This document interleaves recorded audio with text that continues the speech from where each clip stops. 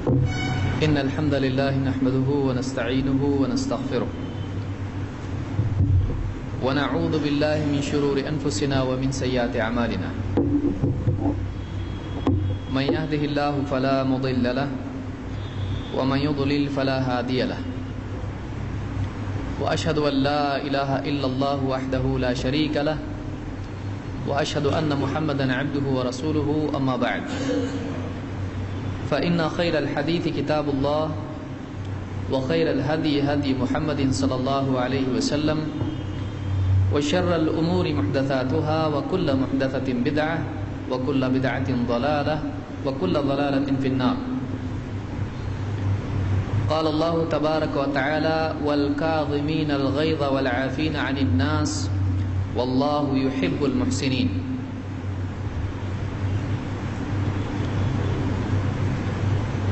پچھلی مجلس میں پچھلے درس میں غصے سے متعلق غصے کے نقصانات کیا ہیں اور غصے کی اصلاح یا اس پر قابو پانے کے لیے کیا وسائل اور اسباب ہیں جو قرآن و سنت میں ہم کو بتائے گئے ہیں. کچھ باتیں اس سلسلے میں ہم نے دیکھی تھی. آج کے اس درس میں اسی موضوع کو آگے بڑھاتے ہوئے ہم دیکھیں گے کہ اور کون کون سی چیزیں ہیں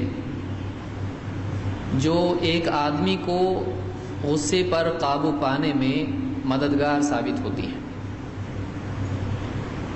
سوال ہے کہ کیا یہ اتنا اہم موضوع ہے کہ غصے کے بارے میں اتنا زیادہ معلوم کریں کہ پھر غصہ آنے لگے. اتنا لمبا ٹاپک ہے یہ. واقعی غصہ ایسی چیز ہے کہ انسان اگر اس پر قابو پاتا نہیں ہے، اگر اپنے آپ کو کنٹرول میں نہیں رکھتا ہے تو جان و مال کا ہی نہیں بلکہ بعض اوقات دین کا بھی انسان کے نقصان ہوتا ہے.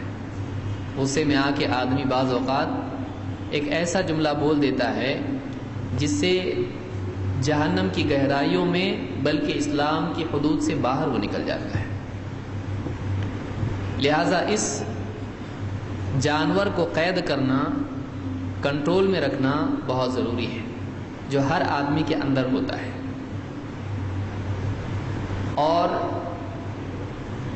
ایک صحابی اللہ کے نبی صلی اللہ علیہ وسلم کے پاس آئے، کہا اللہ کے رسول کچھ مجھ کو نصیحت کیجئے.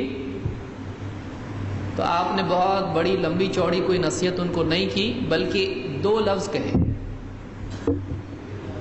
علماء نے کہا کہ یہی 2 لفظ ہیں، یہی ایک جملہ ہے جس میں ساری بھلائیاں اپنے آپ سمٹ جاتی ہیں کہ آدمی سارے شرور سے بچ جائے.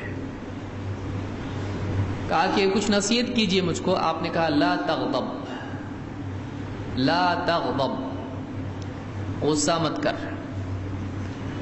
انہوں نے بار بار وہی پوچھا اور نصیحت کیجیے. آپ نے کہا لا تغضب، غصہ مت کر.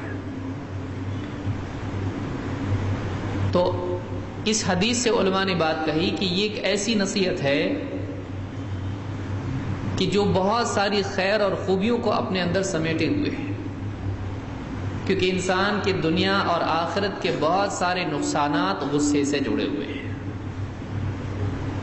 کہ ایک آدمی غصے میں آ کے کسی پر ظلم کر دیتا ہے، غصے میں آ کے ایک آدمی اسلام کی حدوں کو پار کر دیتا ہے، غصے میں آ کے ایک آدمی کبھی طلاق، کبھی قتل، کبھی گناہ، کبھی جھوٹ، کبھی کچھ بھی کہتا ہے، کبھی وہ کفریہ جملہ زبان سے نکال دیتا ہے اور اس کے نتیجے میں ہمیشہ کے لیے جہنمی بن جاتا ہے. تو غصہ ایک ایسی حالت ہے جو ایک انسان کو برے سے برا کام کروا سکتی ہے. اس لیے اس کے بارے میں جاننا اور اس کے قابو کے سلسلے میں ہدایات جو اسلام میں ہم کو دی گئی ہیں معلوم کرنا یہ ضروری ہے.